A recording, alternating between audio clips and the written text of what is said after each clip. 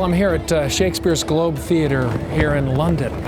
Well, actually, this isn't the original Globe. Sadly, that one burned to the ground in the 1600s.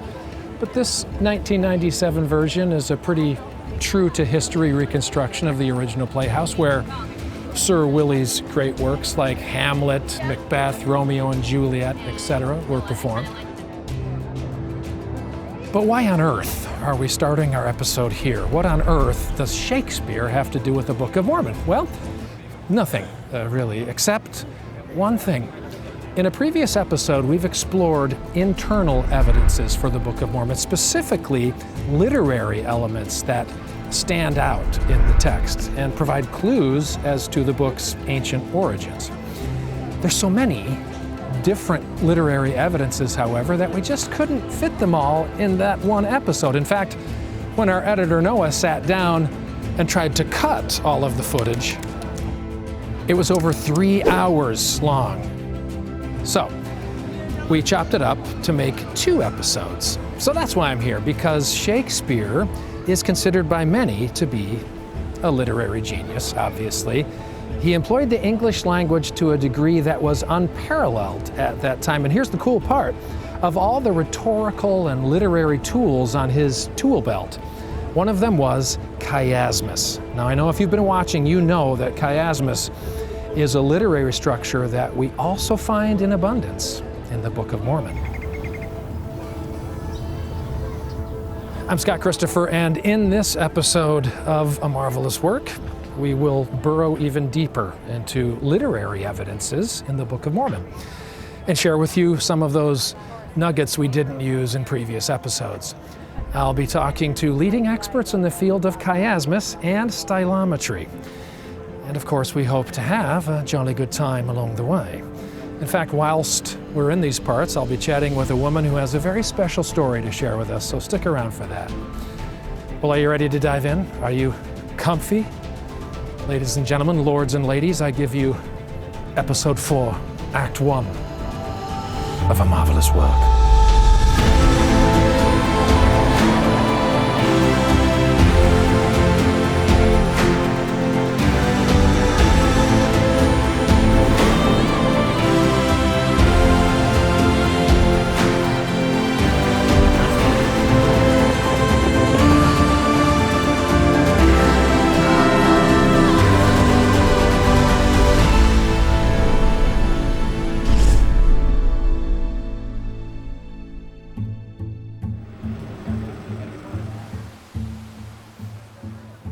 So, yeah, we've talked about chiasmus before, a literary device that's been used for centuries by writers like Shakespeare to emphasize key points of their message and to create a lyrical structure that adds beauty and sophistication to their text.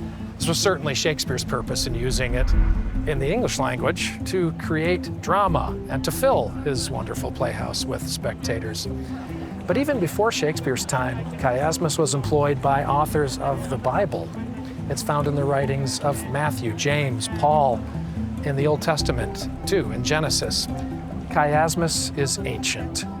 It served multiple purposes for biblical prophets, and they weren't concerned with filling playhouses, but with focusing readers on a central message.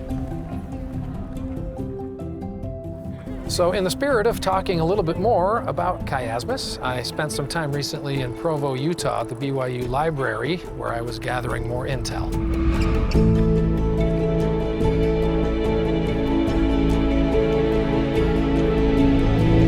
Wow, here in the Special Collections Department at the Harold B. Lee Library. I was just down there looking at Jack Welch. He's the guy who discovered chiasmus, you remember from episode 1? I'm here to talk to him now. How are you, sir? I'm great. Good to see you again, Scott. Same here. Yeah. Wow.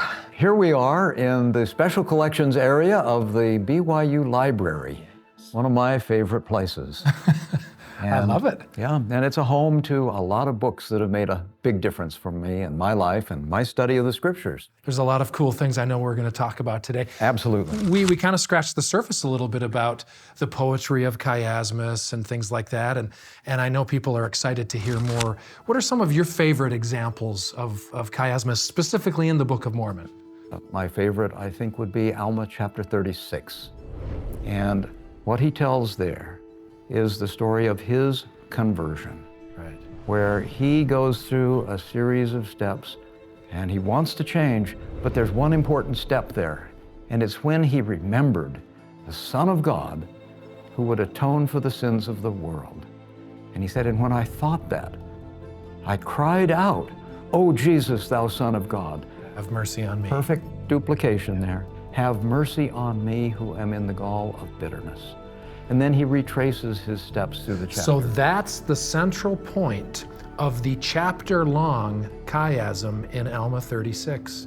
And there's no rhetorical or literary device better suited for telling a conversion story like that than chiasmus.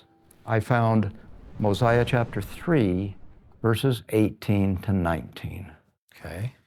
And if you count the words in King Benjamin's speech, you'll find that this is almost dead center. Like divisible by of 2 his speech, or yeah. whatever.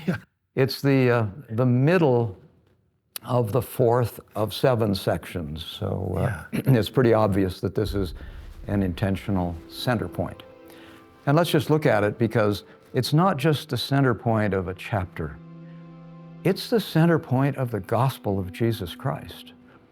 And so as you look here through Mosiah chapter 3, verses 18 and 19, he tells his people, men drink damnation to their own souls except they humble themselves and become as little children. And third, believe that salvation was and is to come in and through the atoning blood of Christ, the Lord omnipotent. For the natural man is an enemy to God, and here's the turning point, and has been from the fall of Adam, and will be forever and ever, unless he yields to the enticings of the Holy Spirit, putteth off the natural man, and becometh a saint through the atonement of Christ the Lord, and becometh as a child, submissive, meek, humble, patient, full of love, and willing to submit to all things. It's very hard to translate a rhyme scheme. It's very hard to translate the meter. But what device can be translated into just about every language in the world? Chiasmus and parallelism, where you take the words and you preserve the order. Yeah, and then reverse them. I'm quite confident that the Lord knew that this was a book that would have to go to every nation, kindred, tongue, language, and people. Yeah. And so it has to be written in a way that that can happen. Yeah. And Chiasmus fits that bill. Thank you so much again, Jack. I'm so glad that we were able to get back with you and dig a little deeper. Glad to so do it. much fun. Thank you so much. Thank you. Talking with Jack Welch is always a treat. He encouraged me, however, to not let his be the only voice to speak about chiasmus. So we put our team in touch with a Jewish professor who could illuminate the topic further. Gary Rendsburg is a professor of biblical studies, Hebrew language, and ancient Judaism here at Rutgers. He's also the author of numerous books and publications about Hebrew literature. We are on a trek, as you know, to kind of discover what we would consider evidences for the Book of Mormon. Now, I know that you know Dr. Jack Welch. I do. I know Jack very well. We were just talking to him recently about chiasmus, and I know you have a lot in common with Jack about chiasmus.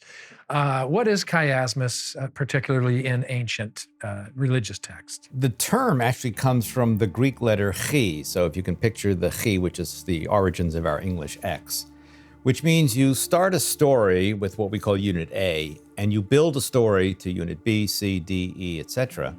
And then you come to a focal point or a pivot point, and it unwinds to an E prime, D prime, C prime, B prime, A prime units, and these units match each other.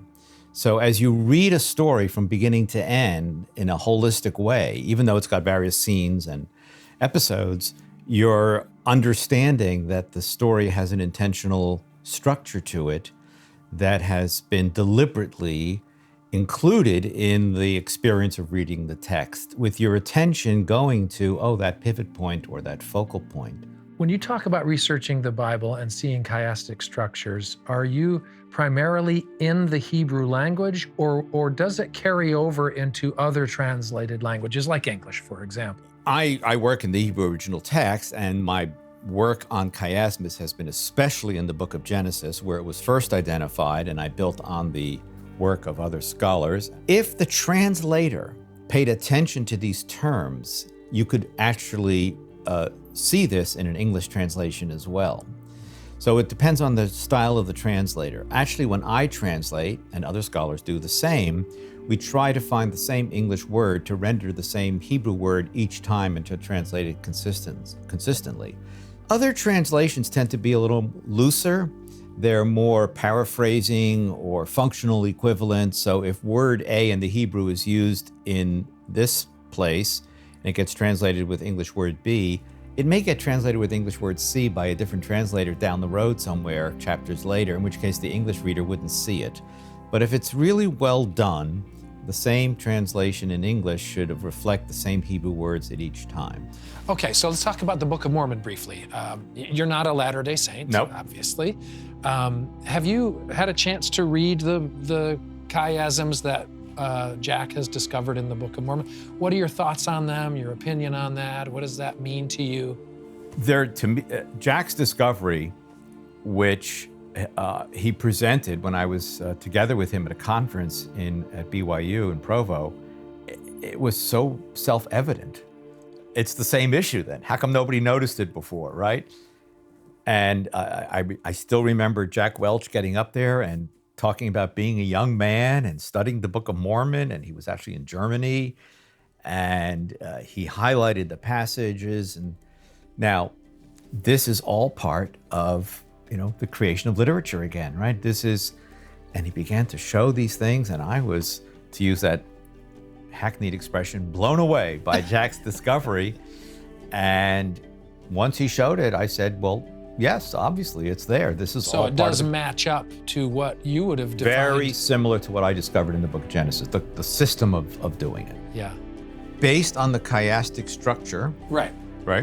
alone, one can, and this was part of Jack Welch's incredible discovery, it would go a long way to establishing the LDS fundamental belief that this is a text from the world of ancient Israel.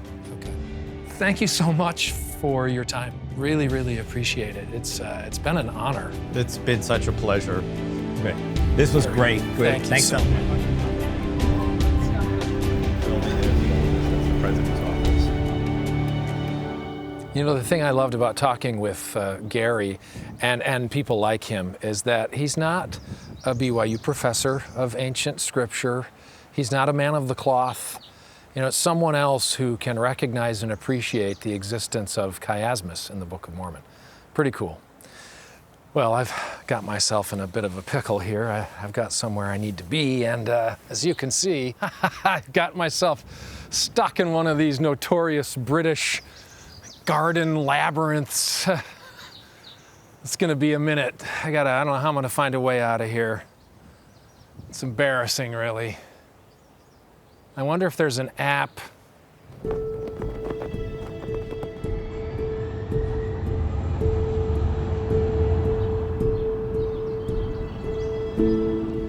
The city is chock full of literary history. It is the backdrop of some of the world's most beloved characters and novels. Books like Sir Arthur Conan Doyle's The Adventure of Sherlock Holmes, H.G. Wells' The Time Machine, Robert Louis Stevenson's Dr. Jekyll and Mr. Hyde. They all took place here in London. Perhaps one of the most famous authors to use London in his novels was Charles Dickens. What do you got? Your Great Expectations, you got your Oliver Twist, your Tale of Two Cities, and of course, Scrooge, A Christmas Carol. Dickens was known for painting literary pictures of London that were strikingly authentic. He exposed the poverty, the child labor, and the cruelty of man, while still offering hope that people can change. I'm in fact standing across the street from one of Dickens's homes here at 49 Doughty Street in King's Cross.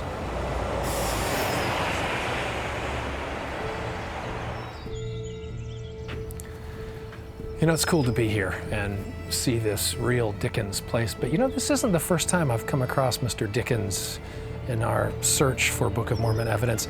On a recent flight home from one of our adventures, I just happened to sit right next to a man who's, of all things, a collector of rare books and artifacts.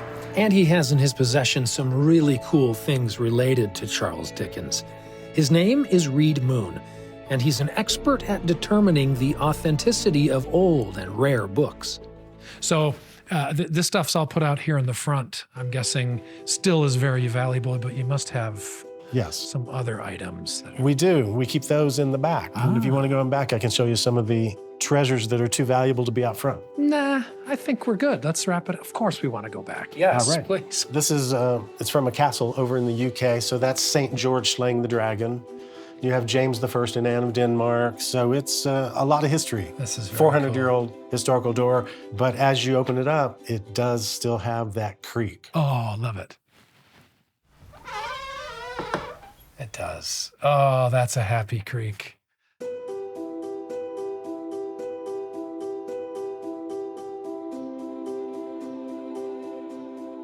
The first thing you notice is there's a desk, but nobody's supposed to sit at it just because it is an older desk. But the original owner of this desk, that man's name, Charles Dickens. So you have Charles Dickens' desk that he wrote A Tale of Two Cities. Yes. This is quite the eclectic room. It's everything. The pop culture and the, and now I'm obviously on the trail of Book of Mormon things. Do you We have a full vault full of older copies of the Book of Mormon, and we have another vault filled with every first edition of the Book of Mormon in every language. When I travel the world and people find out that I have a bookshop in Utah, invariably the subject of first edition copies of the Book of Mormon comes up. And everybody worldwide knows the value, and everybody's looking for them because from books printed in the 19th century, it's like top 5. Yeah. Like, it holds its own with some of the most important books printed. And do you have any Books of Mormon here nearby that I can? Actually, right I was going to say. Tell me something cool about one of these. Well, now that's not the actual book. no, that's a protective clamshell. But as we open it up, you can see here is the book itself. Originally 5,000 copies were printed. Grandin, right? Grandin Press, if we can go to the title page right here, and you can see 1830.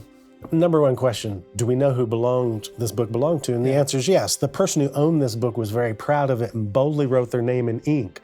Not on the title page, but on Is it going to be somebody cool? hopefully, Hiram Smith. Yeah, Hiram Smith, he's pretty cool. I seem to recall that name. And So this is Hiram Smith's copy. Just don't open it more than a V. okay, I won't do more than a, Number one question, how do we know that's Hiram's? Well, first of all, the ink, iron gall ink, is eating through the paper, so that bodes well. But actually, a lot of research has been done, and this is an entire cache of provenance, giving the entire background. This book was Hiram Smith's, but it disappeared for 150 years. And you say, well, how did it disappear? Well, first, let me pull this out. In 1832, this copy was acquired by Reynolds Cahoon. This is a copy of Hiram Smith's own journal. And if you go right here, it says, Reynolds Cahoon to owe me for the Book of Mormon $1.25. So he sold his copy for $1.25. So it changed hands from Hiram Smith to Reynolds Cahoon. After the saints leave Nauvoo, the book is gifted to Reynolds Cahoon's son, Pulaski Cahoon. But Pulaski is the older brother. He has this book. He doesn't stay with the church, and he goes to Missouri, takes this book with him, and it disappears for 150 years. This book surfaced 20 years ago in 2004 in Chicago. Oh, wow. And the woman who owned it wrote a 2-page notarized affidavit, and she starts out, "This is to certify that my family has possessed all of my life a fine copy of the Book of Mormon dated Palmyra, New York, 1830, and inscribed Hiram Smith's book." There it is, 1830, inscribed Hiram Smith's book. And it goes on to say, "The Book of Mormon has been a part of my family for over 4 generations. I inherited it through my great-grandparents. They were originally slaves in Missouri. This book somehow ended up with slaves and slave descendants for 150 years. And you say, how do you know that? Well, here's the story. The Book of Mormon was always a prized possession to the generations of owners in my family. It was a sincere gift given by the Cahoons to wish them safety, prosperity, and freedom as they move north onto their new lives. I really wish I could meet all of them, or at least know more family history, but I do not. Considering the end of the lineage as the last survivor, I decided to return the book closer to where it started and to someone who will love, appreciate, and cherish it much as my family did." She also made one request, that her prized possessions stay with the book. What do you think she wanted to stay with the book? Something about her family, maybe, Yeah. or?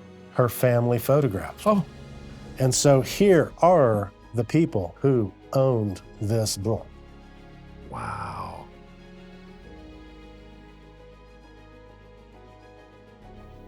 And kept it safe for 150 years. Isn't that cool? So this copy of the Book of Mormon, we literally know everywhere it's been. Hiram Smith, Reynolds Cahoon's son, 4 generations of the Bradshaws, and then to my friend and then myself. So I'm the 7th owner of the Hiram Smith copy. The Book of Mormon, for some people initially at least, was so precious that they took care of it as an heirloom level keepsake. And for it to be such a joyous gift that they gave to these wonderful emancipated slaves, you know that the intent behind it was give it a good home. Yes. But to be able to authenticate a book that came from a certain place in a certain time that was owned by a certain person is one thing, and it's one amazing thing, and it's obviously a very valuable thing. And our quest is to somehow find ways to authenticate the content within the Book of Mormon itself. And as we found in our journeys, we come across people of faith, we come across people of scholastic backgrounds that understand literary evidences, and all arrows kind of point to the Book of Mormon being authentic. But ultimately, at least I believe, the authenticity of the book is really found in the spiritual realm. Like you mentioned, you read it for yourself, you felt that it was true. What more evidence does a person need? In your opinion, do you think Joseph Smith wrote the Book of Mormon himself? No. Why not? Well, first of all, I've read it numerous times, and I have my own reasons for believing just the number of times I've read it, and I see what it takes for a book to stick around. And there are so many forgotten books.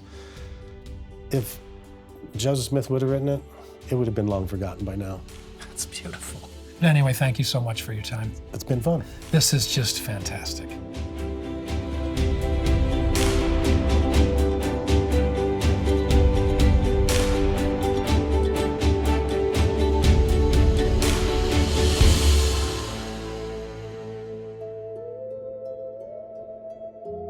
Ooh. Well, isn't this lovely? I'm at Whitby Abbey up on the northeast coast of England, and it is suitably creepy. In fact, supposedly it was the place that inspired Bram Stoker to write his chilling classic, Dracula. And of course, you understand the clear connection between the Book of Mormon and Dracula. Well, let me tell you. Stop. Bram Stoker's novel Dracula is unique in that he chose to write it as though it were a true account. So the chapters, in fact, are a series of letters written in between different characters in the book, or journal entries, actually from 6 different characters. Of course, a good novelist has the ability to do this, to create these character voices that are distinct or different from one another, so that as we're reading this letter from Van Helsing to Mrs. Harker, it does in fact sound like Van Helsing, a different character from Miss Harker. The ability to create these distinct voices is actually a hallmark of a literary master such as Stoker or Dickens or whoever. But the Book of Mormon includes dozens of individual character voices, and in fact was written by many different authors, though some people believe it was written by a single author, whether it was Joseph Smith or someone else who clearly must have had once-in-a-lifetime literary genius-level intellect. But to shed more light on this, which is called Stylometry, I had a chance to meet with Dr. Paul Fields recently.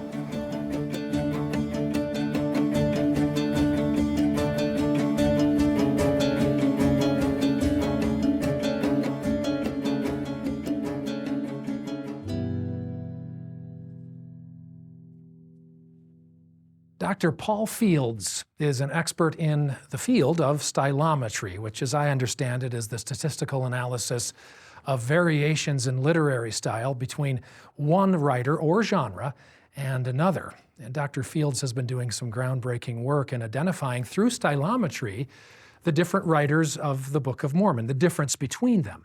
Dr. Fields, hello. It's good to see you, Scott. You too. Thanks for having me. Thanks for being here. Stylometry, just tell me, did I get it right? I kind of gave a little, a condensed version of the definition. Is that more or less what it is? Well, that's what stylometry is. We're trying to identify the style that a speaker or a writer is using. What does that have to do with me being able to find internal evidences of the authenticity of the Book of Mormon? Well, as the name says, stylometry means the measurement of style. And so if we take a look at the Book of Mormon, which claims to have various speakers over a 1,000-year period of time, we could look and see if they're the same or if they're different, because they should be different if the Book of Mormon was written by 82 different speakers rather than just one person, such as Joseph Smith. I see. And how do you do that? Well, what we look at are the grammatical words. These are called function words. Okay. These are the words that are prepositions, conjunctions, pronouns, these type of words that don't convey any meaning, but they are the words that speakers, writers use as scaffolding to construct their message. Well, let me give you this comparison between the Book of Mormon speakers and the speakers in the 19th century novels. Oh, very good. Okay. We're going to step into the world of Book of Mormon voices in virtual reality. Oh, good. Put on that headset, Oh, Scott. yes, it looks Here are the just like Sarah controllers. Hemla. Okay, wow. So apparently you have to play video games to ascertain the truthfulness of the Book of Mormon. That makes it easier for certain generations, to be sure. What you see are spheres, and each of those spheres are the words of a speaker, either in the Book of Mormon or in the 19th century novels. I'm seeing it. Okay. So the biggest distinction is along that axis that separates the green spheres, the Book of Mormon, from the 19th century novels. Each of those colored spheres is one of the 19th century novelists. This one's Jane Austen, and we have her Oh, it's blinking. Oh, okay. Pride and Prejudice and Sense and Sensibility. Yes, I love that movie. And then we have Charles Dickens, Which is? Great Expectations. Oh, okay, very good. And Oliver Twist. James Fenimore Cooper, Last of the Mohicans, Right. and Deerslayer. And then Great. Tom Sawyer and Huckleberry Finn by Mark Twain. Okay. Now you'll see that each of the authors' spheres grouped together, well, they were created by the same mind, so that makes sense. It does indeed, yes. But you can also see that the speakers, the characters within an author, are distinctly different from each other. Let's take a look at the Book of Mormon. Okay, which is up here, the green Those stuff. are the green ones. Okay, I'll bring it down a There's little. 28 authors, as we mentioned, and they range from Abinadi to Zeniff. And you'll notice how far apart they spread from each other. Okay, so who are we pointing at here? The size of the sphere Is the amount of words? amount of words that each one speaks. So Nailed it. Mormon speaks 97,000 words. He's the biggest speaker in the Book of Mormon. He has the biggest sphere. It's the Book of Mormon after all. Followed by Nephi, who has 28,000 words. Followed third by Alma the Younger, who has about 21,000 words. He's awesome. But look how they separate from each other. Because they are, statistically speaking, on this plot, they are that different of a voice. They are different. Okay. And so you'll notice now, most strikingly, however, in the entire display, is the variation, the spread of those green spheres. Yes, compared to the variation and spread of even the best literary artists of their day. Exactly Am I getting that right? And so there's more variation in one book, the Book of Mormon, than in 8 novels written by geniuses of the times. Wow. Highly unlikely, as you said, for a farm boy, little education, living on the American frontier. Really, 3, 4, 5, however many Ds we're talking about here, dimensions, is really the only way to kind of capture how truly cool the differences are from... Well, there's 250 different dimensions that we use to describe their styles, and we projected it statistically down into 3 dimensions so that we can see it. It's beautiful. If we listen to their voices and we read their messages, we can gain a testimony. Isn't that really what it's all about? That's what it's all about. When all is said and done. And all, in fact, is said and done. Great talking with you, Thank you so much. Yeah, I'm just going to try to find my way out of here now that I don't have, Oculus Prime on my head. Paul Field's stylometric findings are now available online, so dig a little deeper for yourself. I'm grateful there are people like Paul out there who love the Book of Mormon enough that they apply science and technology to help show others how marvelous of a work it really is. Of course, more important than anything scientists or a historian can teach us about the Book of Mormon is the life-altering impact it can have on people every day. That's where we're headed now, to talk to just an everyday person about the impact of the Book of Mormon.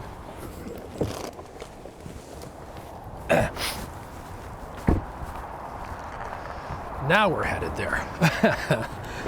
Okie doke.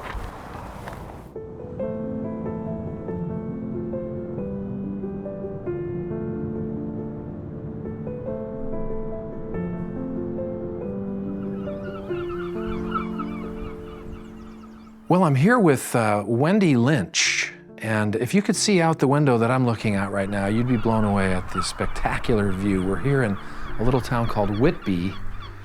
This is the northeast coast? Northeast coast.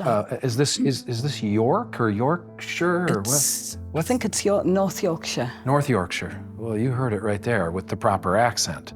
Now, Wendy, the reason that I'm talking to you today is because you have a pretty cool conversion story to the Church of Jesus Christ of Latter-day Saints.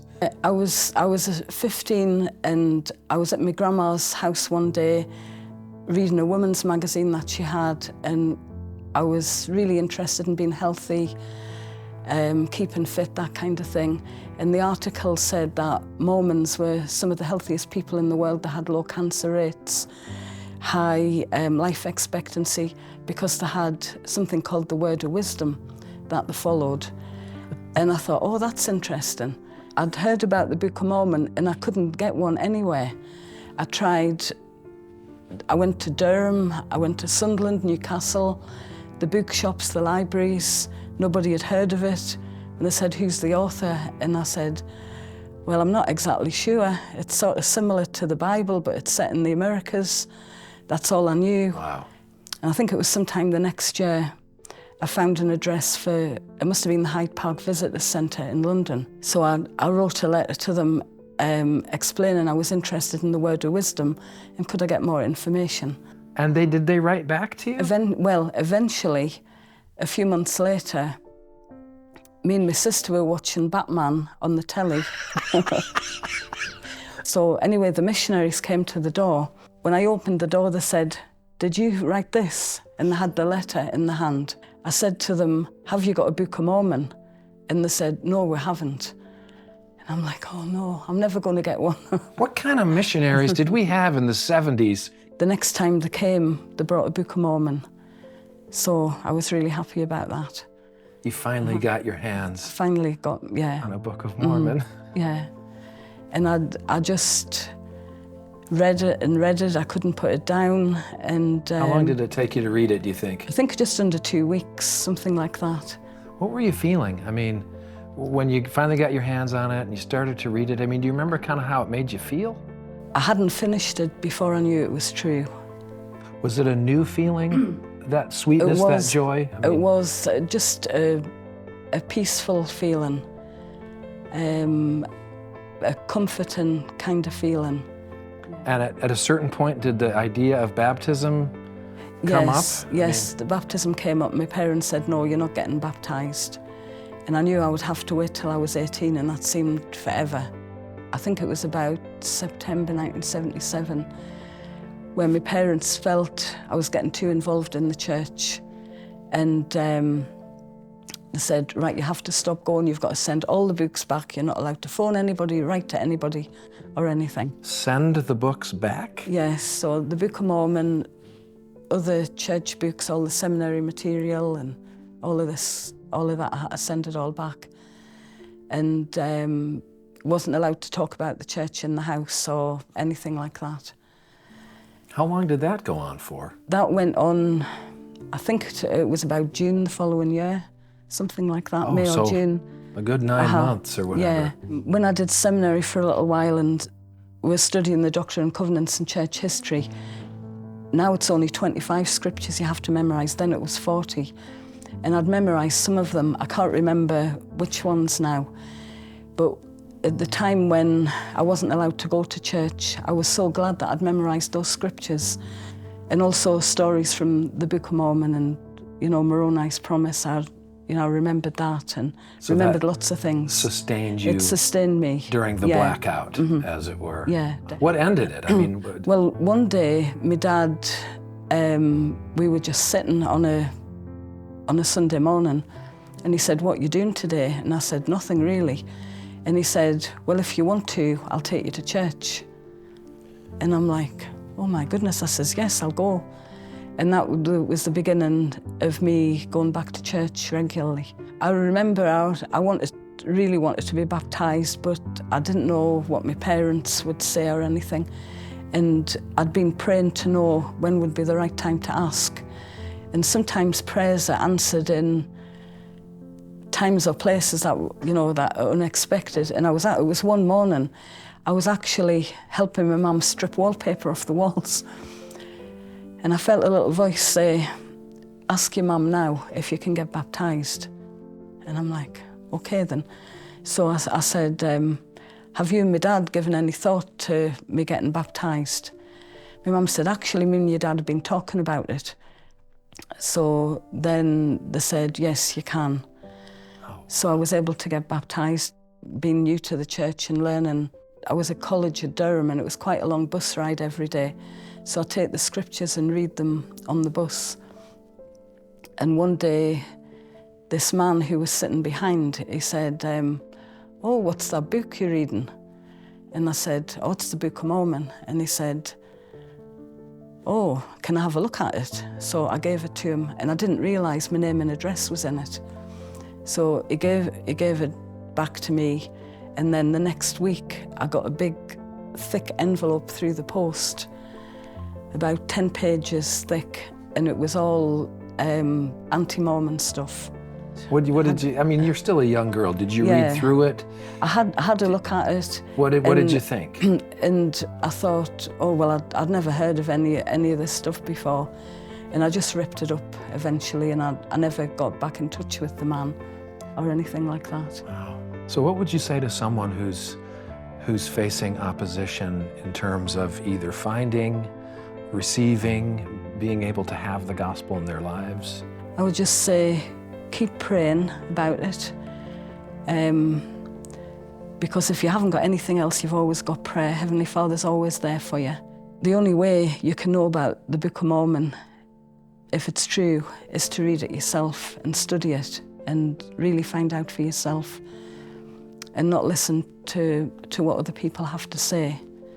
And test Moroni's promise at the end. Wendy, thank you so much. Thanks very much. It has Scott. been such a treat. Thank you for coming down here and meeting with us and sharing your testimony and your story of your conversion and the role the Book of Mormon has played.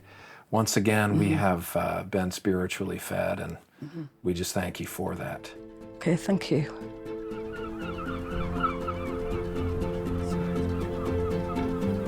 Being here in England, a land where literature has shaped the consciousness of society for generations, and master authors have penned some of the greatest books of our time, has been a real treat for me. The power of literary evidence for the Book of Mormon is undeniable. But I know for myself and for millions of others around the world, including Wendy Lynch, that the most powerful evidence of the Book of Mormon is its spiritual witness. The teachings of Jesus Christ, the plain and precious truths of his doctrine and plan of happiness, and how all of that impacts people's everyday lives. Still, the literary evidence that we've discussed in this episode, like chiasmus and stylometry, are two more logs on the fire of the Book of Mormon's non-spiritual evidence. And there are hundreds more that come from within the pages of the book itself. But now it's time, I think, we get back to checking out more physical evidence, the where, the what, and the if so, how variety. We live in an exciting time where evidence is coming forth from the dust in greater and greater abundance. So, join me on our next adventure as we continue to uncover the evidence, build faith, and share the miracle that is a marvelous work.